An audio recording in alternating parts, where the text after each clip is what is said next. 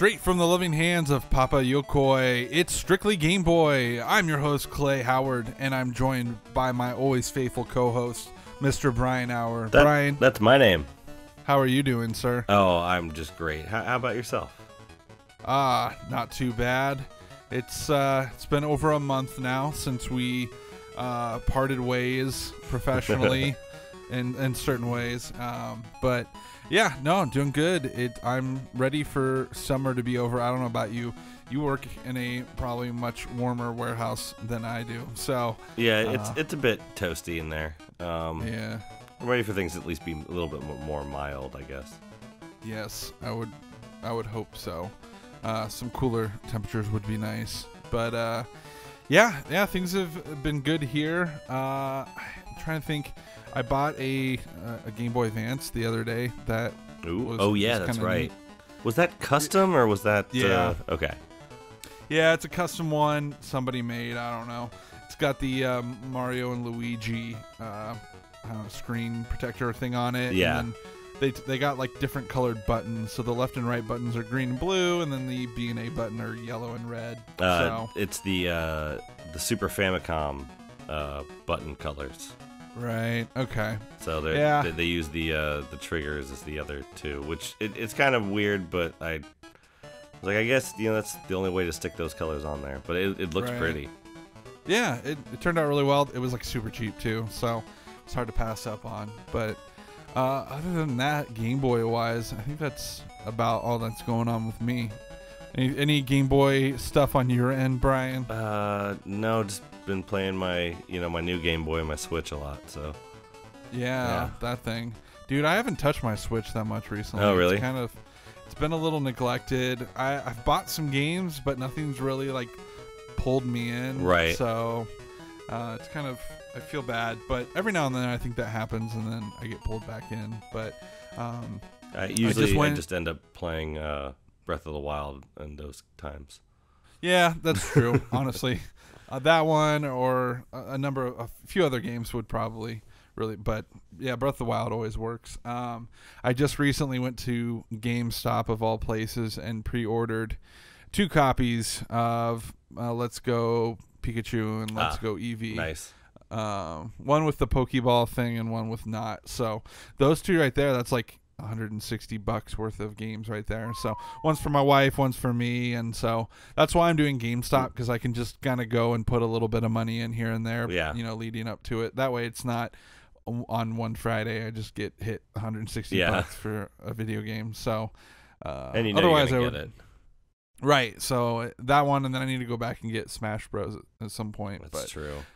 I'd rather get it in the store the day of than have to like wait for Amazon to send it to me or whatever. Yeah. So anyway, hopefully those will make me love my Switch a little more again. So yeah, are you ready? Which one are you gonna play? That is the question. I don't know. I asked my wife which one do you want, and she won't give me an answer. So that's rough. I'm gonna take whichever one she doesn't want. So I'm okay with either, to be honest. I'm not a big Eevee lover like you, so I would be totally okay with Pikachu. Yeah, no, Eevee all the way. Yeah. Did you do the Eevee event recently? I did, yeah. I got out there. It was like the weekend of my birthday, too, so I wasn't able to make it out the first day, but we ran around. I grabbed a bunch. I've been doing the IV checking lately, so not many of them were very great. But their CP was okay. But okay. Well, happy belated birthday from me and everyone here on staff at Strictly Game Boy. Oh, thanks. We just want to wish Tony you in the window. He's waving. My cue card guy is telling me to tell you. All 3 of our cue card guys. Right. Yeah. There's never have enough. one guy in your city, one in mine, and then we have a guy in between us. Right. That's the third on a feed that they're all staring at. Right. And that way, there's no latency if there's a guy midway between you and I. We always know. Science. We always know what to say. Should we? Maybe we should say something about this week's episode. Maybe we're just catching up. It's okay. That's true. It's okay. Or I'm forcing dialogue, one or the other. I didn't feel that way. It felt very natural. Good. Thank you. Yeah, absolutely. You're doing just fine. Keep up the good work. Well, let's keep this show on the right track, and let's move it right along. So, guys, this week we have a great episode for you. Oh, this is a Super Today. Game Boy.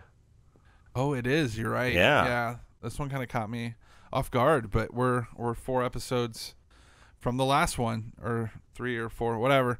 So it's time to get some Super Game Boy going here.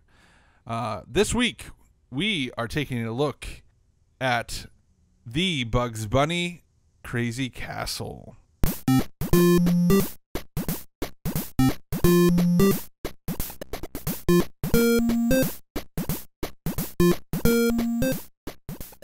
Sounds good.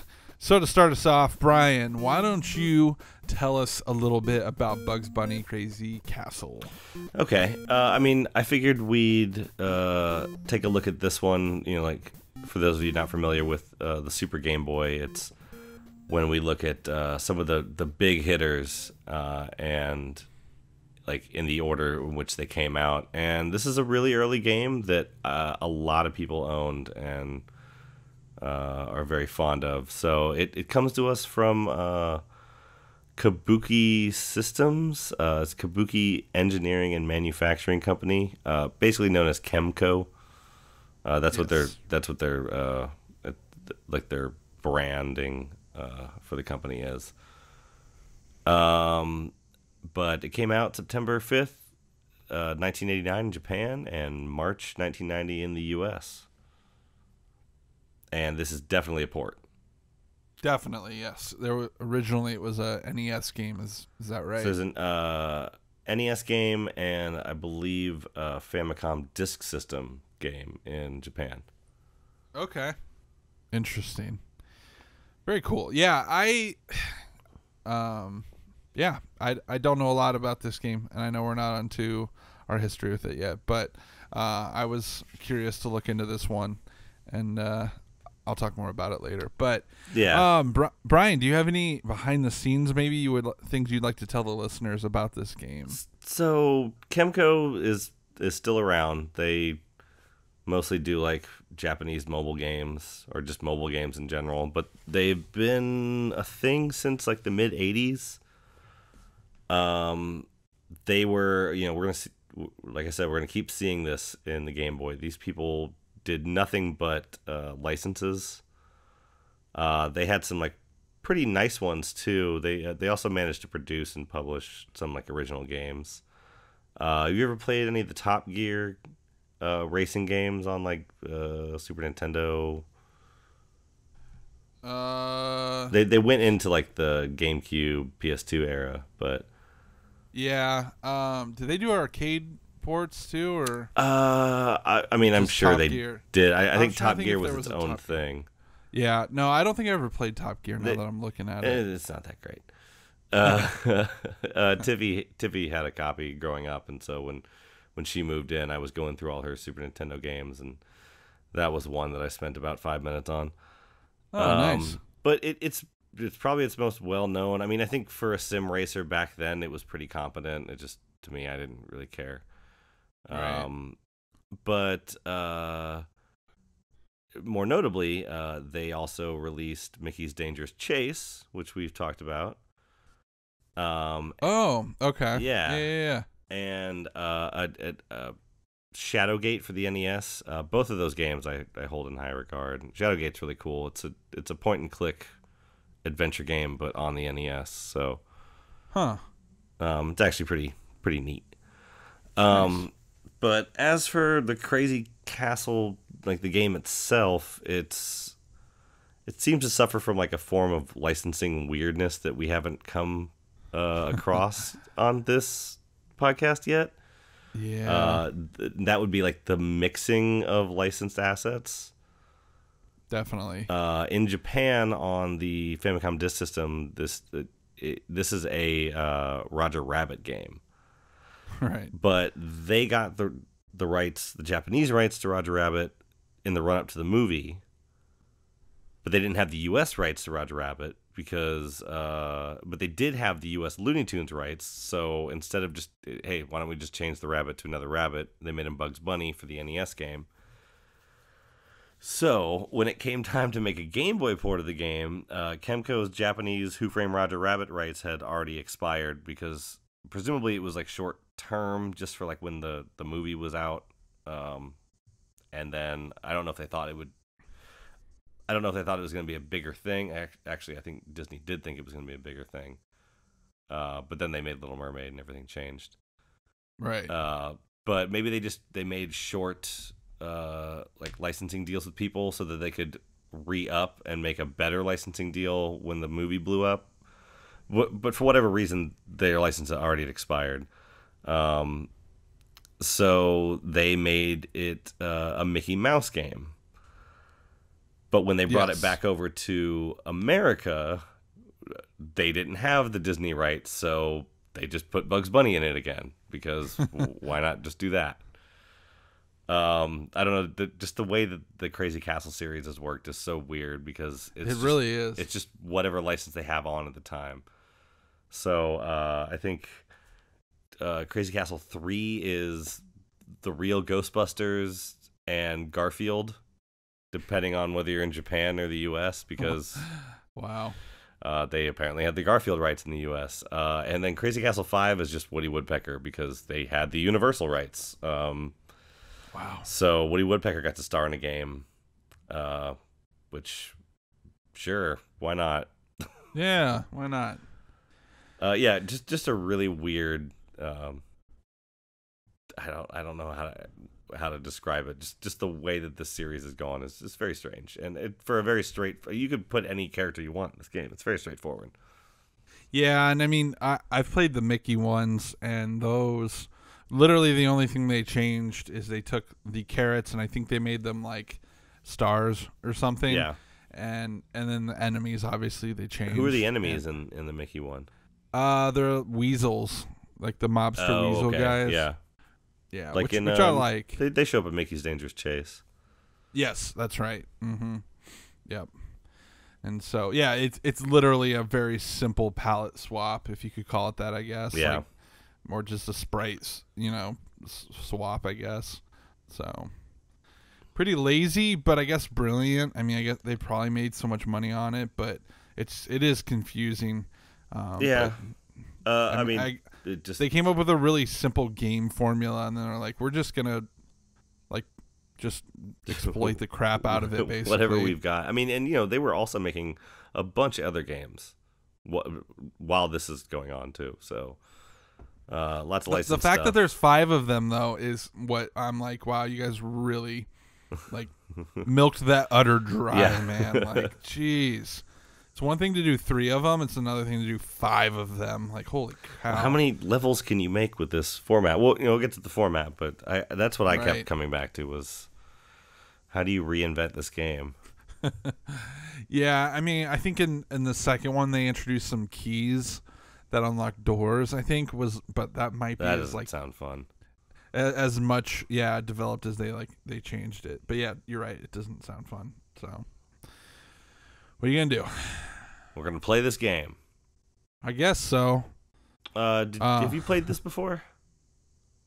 No. I never played the Bugs Bunny version. I own 2 of the Mickey games that came out in Japan. Bought them on eBay. I don't know, 6 months ago or something. In anticipation to cover them on Mouse Bites, and so. So did you play through the Mickey one then? The majority of it. Okay. I don't think I got to the end. Oh, yet. well, no, but you played this game playing the Japanese Game Boy version, right? And then I went back in and played the Bugs Bunny version recently, just to see for this show, because I wasn't just gonna be like, well, I only played the Mickey Mouse one, but yeah, they literally each level is exactly the same layout and everything. They didn't change, other than, like I said, the sprites. That's the only thing I noticed. I think maybe a little bit of the music is different. I think the Mickey Mouse has the Mickey Mouse theme song, maybe. Okay. But I think that's it. So, but yeah, that's my history with the game. This is a game, just because of how early it came out in the Game Boy's life. This is a game that a lot of people I knew had. Just whenever you'd be like, hey, can I check your Game Boy games out? And like, yeah, sure. And they'd hand you your whatever bag they use to carry their game and system around in. Usually, like you'd have just like one out of every four friends would have this game, and they'd be like, oh, I always hear about it, and everyone just swore up and down how good it was. I mean, I remember like playing it just on the bus or whatever when I was like, well, let me try it out or something, but I never got like way deep into the game. But Yeah. yeah, that's one of the reasons why I wanted to cover it, because I just feel like a lot of people played this game and Yeah. think of it, well. Which is funny because I don't think I've ever heard of this game. Really? Or any of the versions up until someone was like, hey, there's this Mickey game, but it came out in the United States as a Bugs Bunny game, but in Japan it's Mickey Mouse. And I was like, well, I need to get that. Well, let me get that Mickey game. Yeah, especially if it's a game I've never played or never came out in the States and it's a Mickey game, I'm like all about it. Yeah. So, but yeah, I mean, that doesn't say that this game wasn't popular, or you're not right that a lot of people played it, but just on my experience, I just never saw it. Yeah. But anything else I think before we're good. Okay.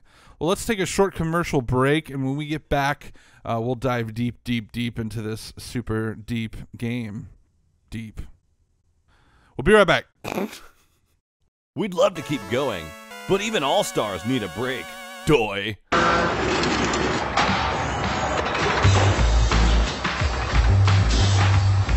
New Game Boy Pocket. It's smaller. It's thinner.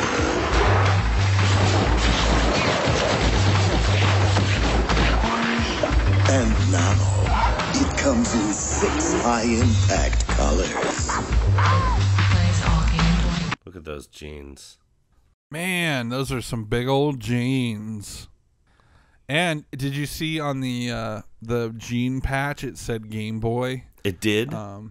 No way. I have to go back. I'm pretty sure it did. And then but they didn't want to put a belt over the jean patch, and so the kid's belt runs behind the jean patch, which makes no sense. Okay. I don't think I ever owned any. Oh, jeans no, that... yeah, Levi's would do that.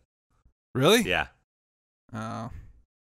Well, that's weird. Yeah, back when I was younger, and it does say Man. Game Boy, yeah. That pocket, I think you could have fit a regular size Game Boy. You could fit a 40 in there. Yeah, you could have fit a regular size Game Boy.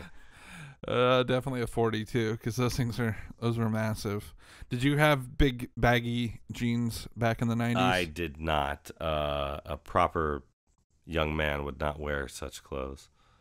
Oh, please. There was nothing proper about you. Well, no, but I was made to be. Brian, you were borderline white trash as a kid. Yeah, it's true. I didn't know you as a kid, so I can't really say that. That's not fair. No, you're right. You got me. You had me pegged from day one. You were smoking cigarettes at 7. I know you do. Dude, I was eating them when I was 7. Eating cigarettes. That's how the cool kids do it. So that commercial was a Game Boy Pocket commercial, if you couldn't tell, just from listening. But there's some really good use of practical effects during this commercial. There's some like stop motion smushing of Game Boys and stuff. Yeah, it's kind of satisfying to watch, I would say. God, those jeans! I can't get over those jeans. They're so 90s. But yeah, we open on a factory that is taking already made Game Boys and compressing them and then flattening them out. Yes, you got to make those nice and small pocket size. But if you're just compressing something and then flattening it, like you haven't made it smaller, it's the same material, you know what I mean? Totally. You're not getting less out of it just because you flattened it.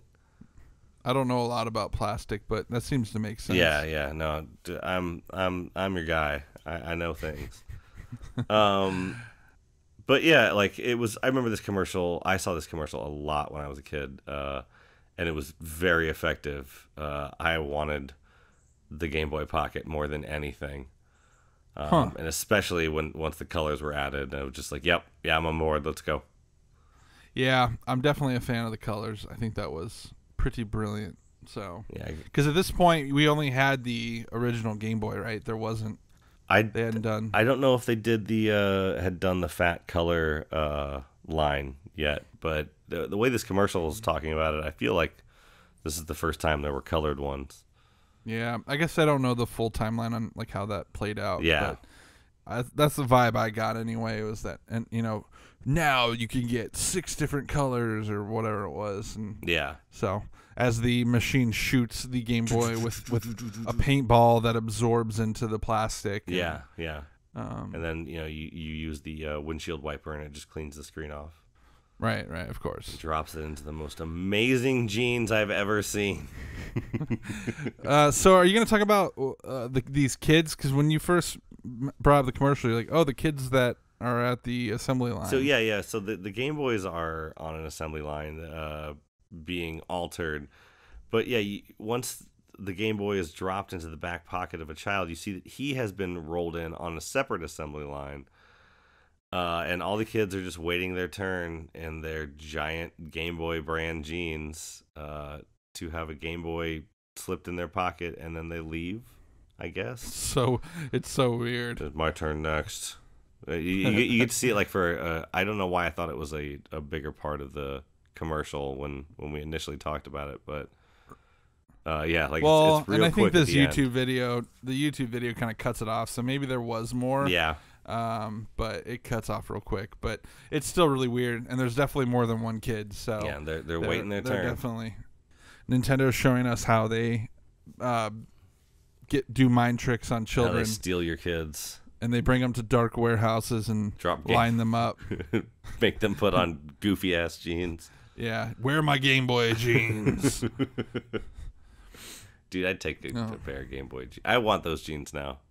Absolutely, I love those jeans. Why don't you marry him? I wear it if I could. I just did a 90s like comeback. Yeah, actually. that's right. You did. Nice. High five. Savage. None your business. That's another 90s one. Yeah, that's right. I'm going to sue you.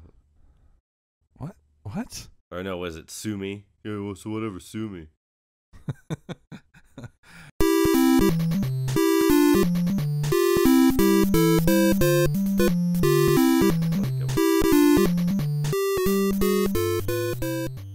And now getting back to Bugs Bunny Crazy Castle, we are going to take a look at a couple different things. We are going to chit-chat a little bit about the story of the game, gameplay and levels, visuals, audio, and our closing thoughts on the game. Now, Brian, you're going to have to refresh my memory here. Is there any story to this game whatsoever? I don't think so. You want carrots. I assume we're in a castle based on the name. Yeah, I didn't check a manual PDF or anything like that. Right. To see if there's a story. I really kind of hope now that there is, but I fear if I go look that nothing will be there and I will have wasted my time. Well, so Wikipedia gives us a plot line. I can read that and we'll just use that. But I think what the important thing here is it was not communicated well, if at all, in the Game Boy version. Maybe they have it in the NES version and it just got cut for the Game Boy.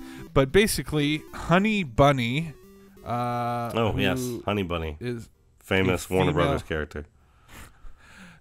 Clicking on her brings up what looks like Bugs Bunny in drag. I guess she's a female Bugs Bunny character that didn't really have a whole lot of appearances. She was in the comics, and then I guess they eventually created Lola Bunny for Space Jam because it literally says here that they were afraid that some artist commented that she looked too much like Bugs in drag and eventually created Lola Bunny. So we made something even more terrifying. I guess. In the form of Lola Bunny. So Lola Bunny has been kidnapped by Wile E. Coyote, Yosemite Sam, Daffy Duck, and Sylvester, and Bugs must travel through 60 levels 80 in the Game Boy version. Mm-hmm. In order to save her. To get past each level, Bugs must collect all 8 carrots in each level. There's 8 in every level? Oh, I didn't know there was a set number. Okay. I guess so. Oh. Yeah. And so there's your plot, ladies and gentlemen. What good a old plot. Honey Bunny. What a plot. What a plot. I mean, I feel like they have the crazy castle thing going, so I feel like you got to have a little something more than that, because, I don't know, it's like the whole point is he's going through this castle, but literally it's just... Well, and they probably just did it for the alliteration. And like, there's also no real... They don't really tell you that there's a story. Maybe once you get to the very end, they put in Honey Bunny, but... right, like a very confusing, you saved me, and that's like it for some reason. You're like, I didn't even know I was going after you. Yeah. Who are you? But then presumably in Japan, it put it, Jessica Rabbit would be at the end, or Minnie would be at the end, or, whatever. Totally. So, like... And then in the manual, you just trade out the names. Right, so they're probably like, all right, so who does Bugs save? Like, does Bugs have a Minnie? And they're like, there's this chick from the comics that somebody made. And they're like, all right. Just roll with it. Perfect. Print it. It'll literally print money. Just do it. We have to send these copies. We have to send this manual to be printed tomorrow. Just do it. Just go. You don't even have to see her in the game, so just print it. Yeah, so there's your story. Kind of lame, but whatever. Bryan, gameplay and levels. Maybe explain to the listeners at home how you play this game, what each level consists of, and obviously we're not going to go level by level here because there's a lot, and they're all very relatively similar. So just do your best. Explain how this whole thing works. So this game is essentially a maze chase, which is an old genre that Pac-Man popularized. Yeah. So you think Pac-Man, but like on like levels. So there are different floors, there are stairways, there are stairwells that like you go that like will warp you from one floor to the next. And you're basically trying to collect your Pac-Man dots before one of the bad guys that's running around touches you. It's very maze chasey. That's yeah. It's cool that the element of gravity, so like you can climb up something and then fall down to another. So you have to figure out which way. Okay, so how am I gonna get over there? So, okay, I have to take this stairwell up here. Dodge that guy, push a block on that dude's head, and then drop off this ledge, and that's how I get that carrot. So. I don't know. That's what it is. Yeah. Did you ever play Mappy for the arcade? You ever play that game with the little mouse, Mappy? No. It kind of reminds me of this. Mappy had trampolines, but it was very similar to this, where there was multiple levels and you had to run away from bad guys and stuff. But there's different collectibles in this game. There's a boxing glove, which allows you to fire the boxing glove, I think by pressing B. Yeah, it's a projectile. Yes, so it shoots it. Took me a minute to figure that out. I kept collecting them, but I just assumed, since there's no jump button in this game, that, why not? I just assumed they didn't really do anything. But at least the B button does that. Like I said, there is no jump. Despite the fact that you are a bunny and you should indeed be able to jump or hop, they decided to not include that. And it's just, that's the kind of game this is, where there is no jumping platforming. It's just moving left and right. And because in Japan he's a mouse, so mice don't jump. Exactly, everybody knows that. There you go. So yeah, it's pretty simple. Different doors that lead up or down, and they have arrows in front of them, so you press up or down to get through them. And then in the later levels, they introduce like Mario-style pipes that you go in and out. Yep, that's right. And then there's also staircases. Thing I noticed with staircases, and I believe also the pipes, is once you go down them, you can't. You are on course. You're committed. Yeah, you can't turn around, which is really frustrating with staircases. Mm-hmm. Pipes I understand, but with staircases, right, exactly. I should be able to turn around. Yeah, and so that really frustrated me and kind of made the game not as enjoyable in my opinion.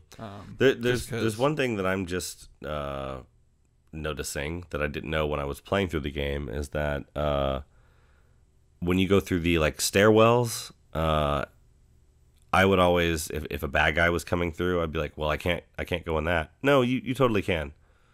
If a bad guy is going down, you can go up and pass him without getting hurt.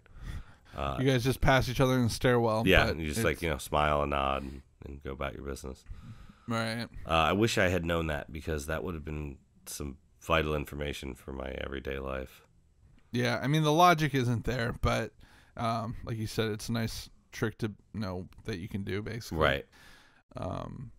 So yeah, these other characters are chasing you around. It's a one-hit kill, so you have no like health of any kind. Right. And then, as I mentioned earlier, there's multiple different enemies that do different things. I guess in the NES version, there was different colors of Sylvester, but obviously in this version, as far as I can tell, there's only one color Sylvester. Maybe they do different things. They still might do different things. You just can't tell what color they are. Okay. But I guess the different Sylvester and then even Yosemite Sam and Daffy Duck do different things. Like I guess Daffy Duck cannot go through doors or tubes once he's traveled down a staircase. I'm sorry, he can't go down doors or tubes, and also once he's gone through down a staircase, he can't go back up. And so, okay. So some of them handle a little bit differently. Yeah, they have predictable. I don't know, not routes, but like the way that they're programmed, like they are different. You can kind of tell. Like Sylvester will kind of track you, right? I think Wile E. Coyote just walks like left to right. I'm not sure what Yosemite Sam's deal is, but Sylvester is definitely the one that's like he's kind of on you. If he's above you and you're trying to like juke him out, he will follow. He will go a certain direction and then turn back to whatever direction you are in. Hmm.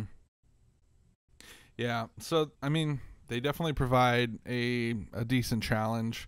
There's a couple times where they're just like waiting for you, and you can see them like down below, and they'll just stand there and wait, which is a little frustrating. And sometimes you get blocked in and stuff. You can get a bad run and get screwed over. Yeah.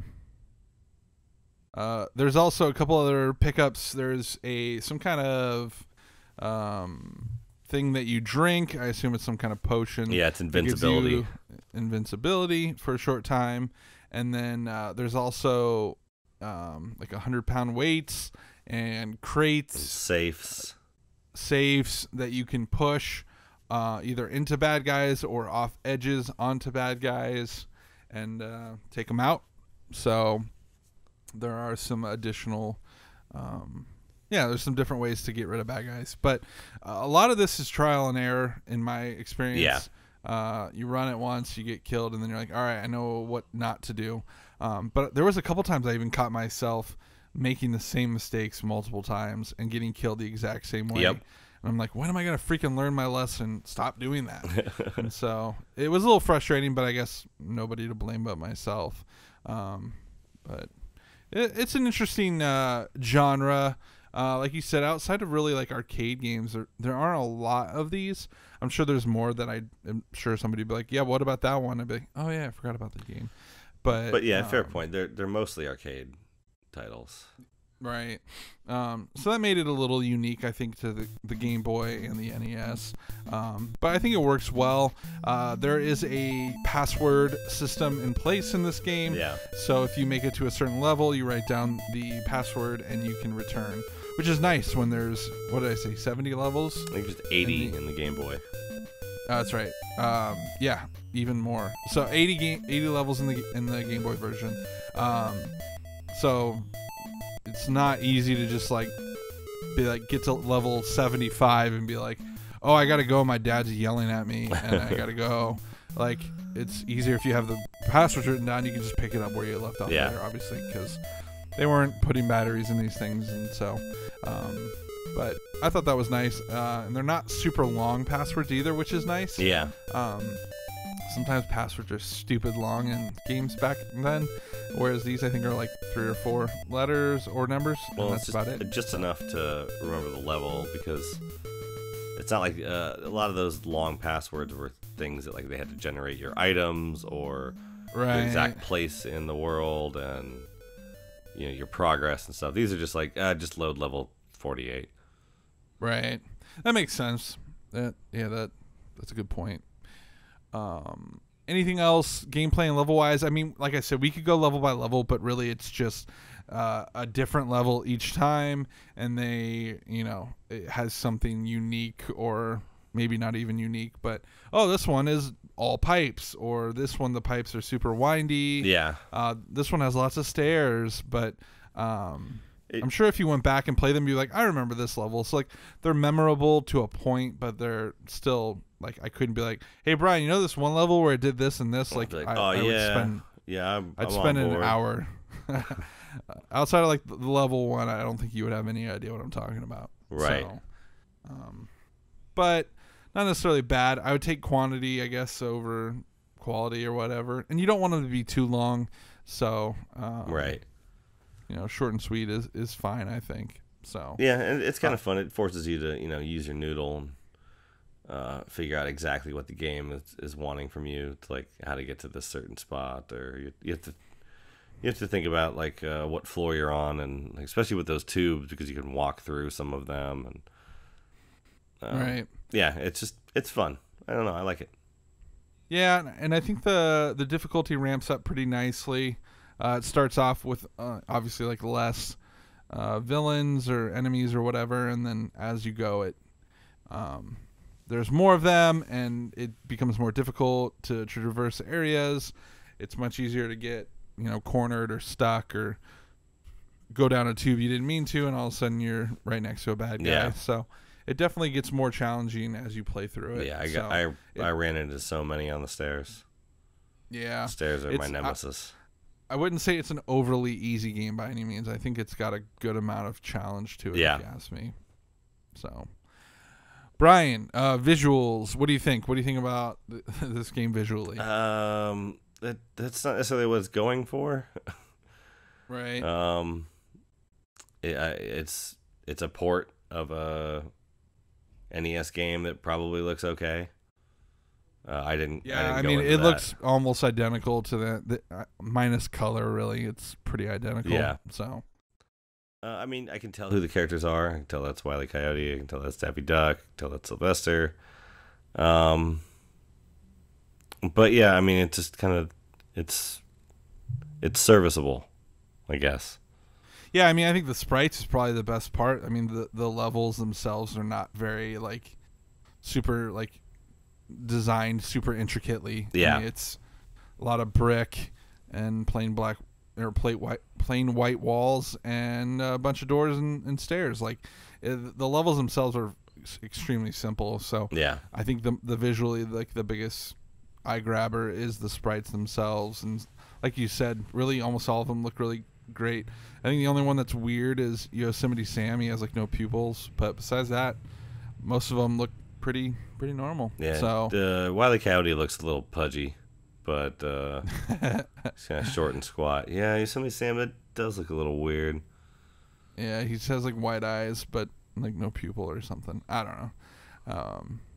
But yeah, not a lot visually, and like you said, it's not really what it's about. It's just more of it's a puzzle maze runner game. So yeah, it works. It's I've seen worse games, right? I definitely have. What about the audio? You got any? Are you a fan of the music in this game? I don't remember. Fair enough. So that might say something. I mean, I definitely listened to it. Yeah. I mean, it's tough to write music for a game that has 80 some levels. Yeah. It's and eventually it's gonna get repetitive, or just kind of get mundane. So I think for what it is, I think it works fine. I don't know. Bugs Bunny writing music for something like that is kind of a tough challenge. So I don't know if it necessarily fits the theme super well, but I don't really know if it's even fair to expect that from this game. No, I mean, in order for that to be a thing, you would need like orchestrated stuff, to get real Looney Tunes about it. Right. And so it works. I think eventually as you play through, you'll probably find yourself turning the volume down, just because after 70, once you get into 70 levels in, you're going to be like, wow, I can't keep listening to this no matter how much or whatever. I don't know. So I mean, to be fair, it's way better than the Emperor's New Groove music was.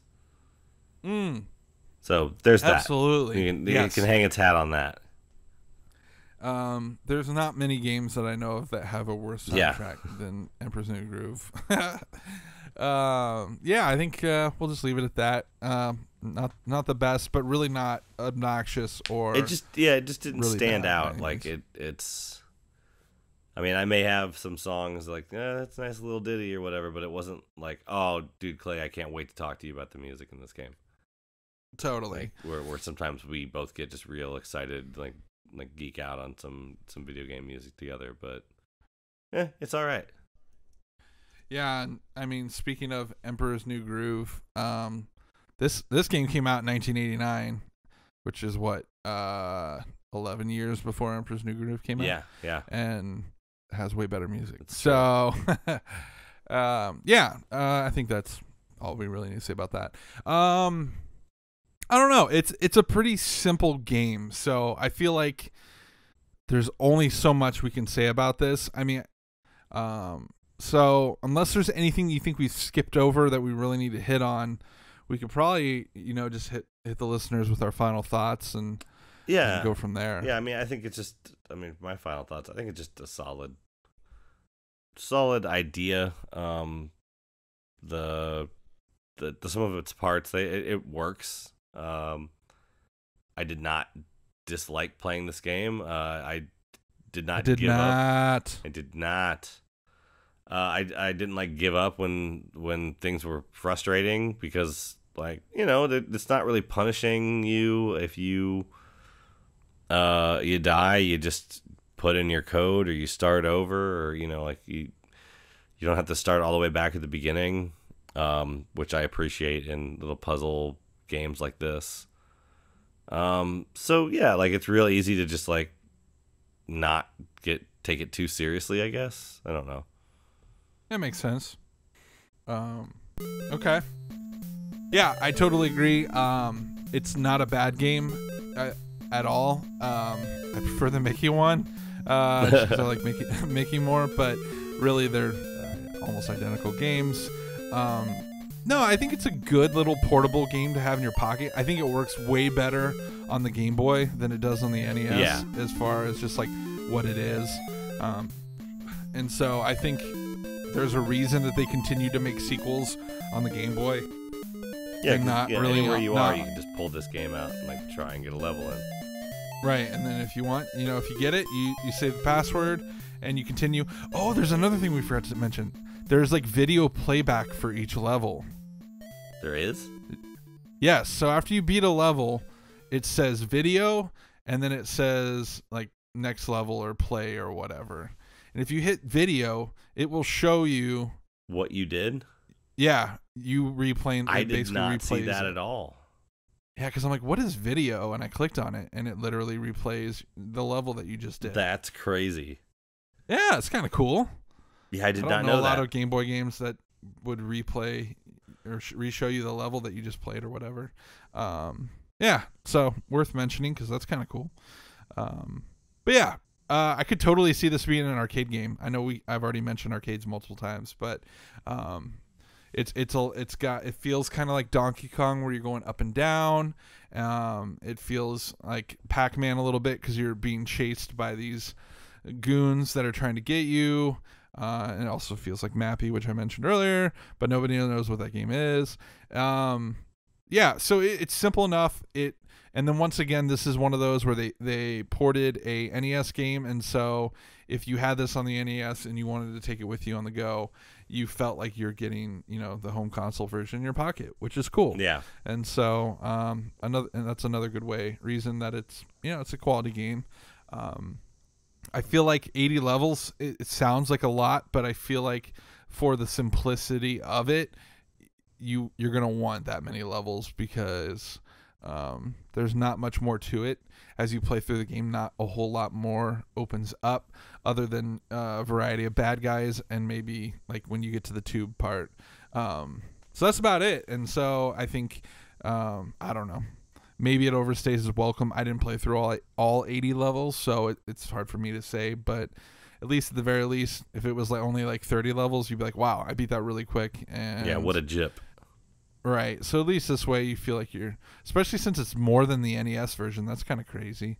But yeah, just anyway, tag 20 new levels in there because apparently they're just making these levels up all damn day. they just keep pumping them out. Yeah. This one's basically the same as the last level, but we tweaked it a little bit. Yeah. But there's some fun strategy in here. I've watched some people play it online as well, like on YouTube, and some people are much smarter at this game than I am, and they'll stop and wait, and then they'll go and they'll do this thing, and so there is some strategy to it. Yeah. And it does at times benefit from not rushing it and taking your time. So I don't know. I'm sure you could perfect it as you played it and get better at it, but regardless, it's pretty interesting. I'm sure at some point on Mouse Bites we'll probably cover one of the Mickey versions. I know there's at least 3 Mickey games. There might even be 4 of them for the Game Boy in Japan, but it'll probably just be more of the same. But what are you gonna do? All right, Brian, out of both thumbs that you have, how many thumbs up are you giving? I'll give it a Bugs Bunny? solid 1. I can second that. I would also give it a 1 out of 2 thumbs. I'm looking at the last level here, and it's just Sylvester's everywhere. Really? Yeah. That's crazy. Well, good luck to them. Hopefully, I don't know. It's weird that I don't really ever remember. I know Daffy Duck and Bugs are sometimes at odds, but I don't really ever remember Sylvester going after Bugs. Yeah. So I think it's weird. I don't think he ever did. Yosemite Sam, I could see. Yep, that's happened. And then I could see Wile E. Coyote. Well, maybe Elmer Fudd didn't really translate very well, so they just went with That's my Sylvester. guess. I feel like he should have been the no-brainer on this one. He should have been the main guy, not Sylvester. Yeah. But and Daffy maybe, but even then they're kind of pals at times, so it felt a little weird. But whatever. When you need goons and you need enemies, but then it didn't stop them from adding like you said, 1 million Sylvesters in one level. Not a million, but they're like 10. As many they're as like 10 running Game around. I'm pretty sure the Game Boy can make 1 million of these. Yeah, 1 million sprites running at once. That's totally the Game Boy specialty. They all have to flash, though. Yes, definitely. When you get to the very end, hold on, I had to track back. Are you trying to see what happens? Yeah, it says very slowly, congratulations, you are good player. No, it has English. Oh, it's got English all over it. Oh, it really does say Congratulations. Congratulations. Yeah, you're right. TUR. What? Yeah. You are a good player. You are a good player. I could expect that from the Mickey Mouse version, but not this. This is the release in America version. Yeah, they should have fixed that, those 5 words of text that they had in the entire game. It doesn't even mention the storyline that you saved. Yeah, there's nothing. So that's just interchangeable instruction manual fodder. That's all it is. Right. Yeah, all right. I'm losing half a thumb on that one. I'm giving it half a thumb up. All right, so you heard it here, folks. So 1.5 thumbs. Congratulations. You are a good player. You are good thumb. And now it's time for this week's Song of the Week.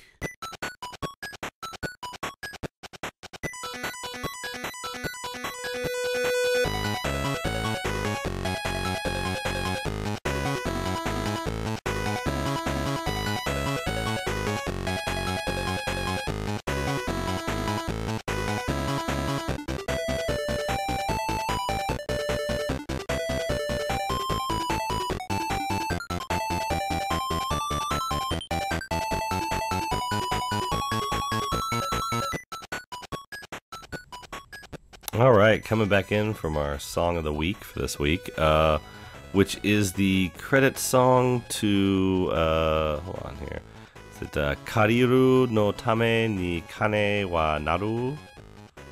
Also known as For the Frog, the Bell Tolls. If you've never heard of this game, there's probably a reason for that, because it never came out in America. But it is a fascinating little game. It was made by Miyamoto's team because they wanted to give themselves a crash course in making a game before they settled down to make Link's Awakening. And they wanted to learn the Game Boy architecture, or, you know, how to program for it. So they made this game, which is really weird. It kind of like you go into fights. The way you attack bad guys, you do not have a sword button or an attack button. You run up to them and a fight begins. And based on your strength, speed, power, and life, you just watch the battle happen, and your hearts go down, or their hearts go down, and yeah. It's really, I guess so. Have you ever heard of like Tingle's Rosy Rupee Land or something? I have heard of that. Yes. It kind of works the same way. Also, only came out in Japan. Okay. Yeah. But this game is just hilarious. It's really weird. I don't want to spoil a whole lot of stuff, but this song is playing during the credits. And right before that, during the final showdown,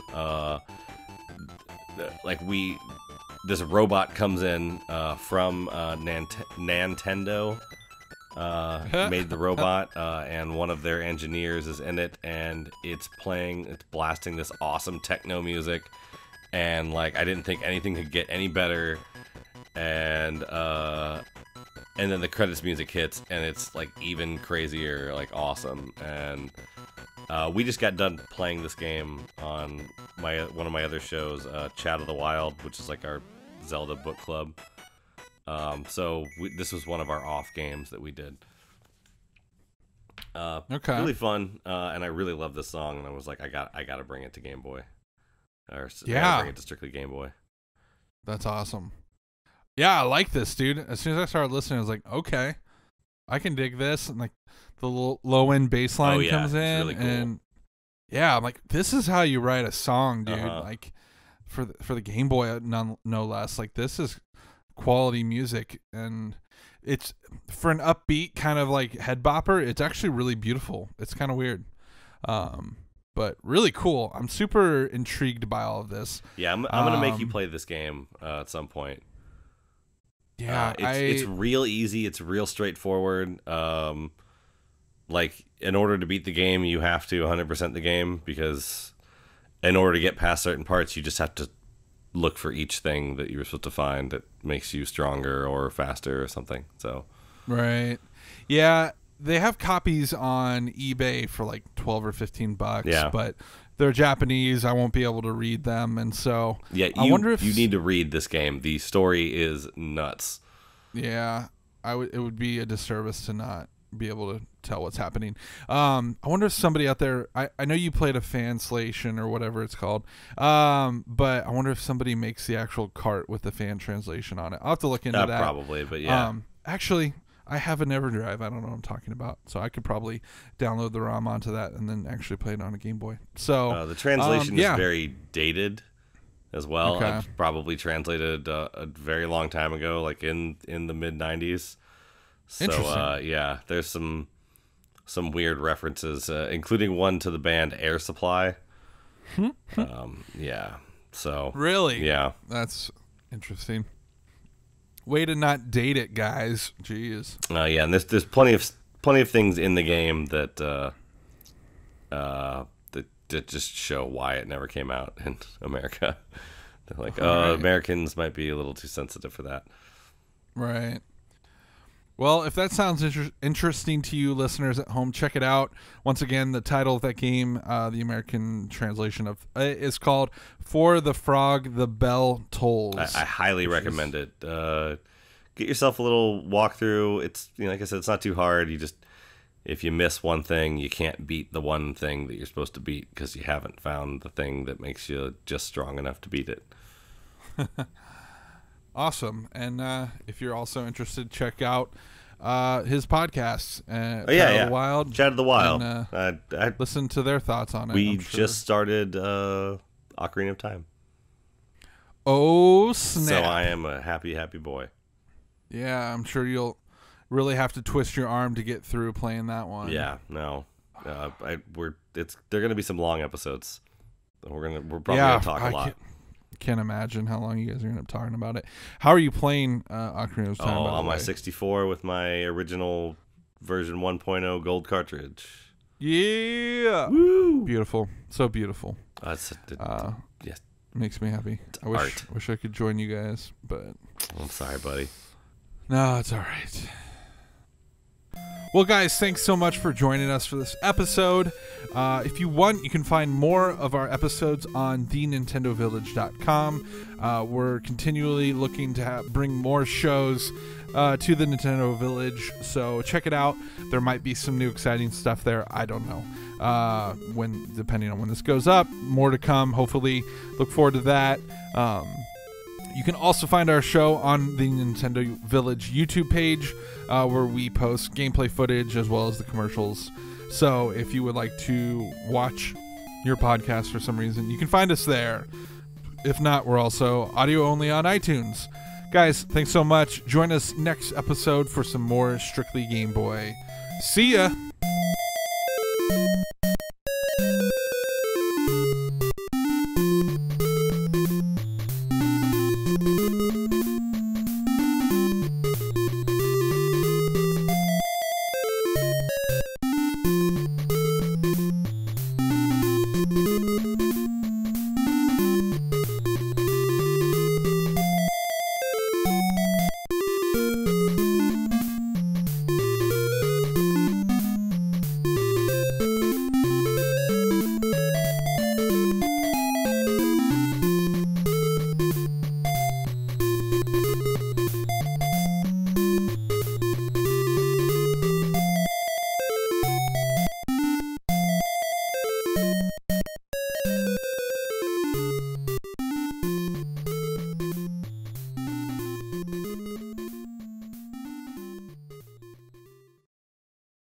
Thank you so much for watching. Be sure to subscribe, check out some of our other videos, and visit thenintendovillage.com, your home for everything Nintendo.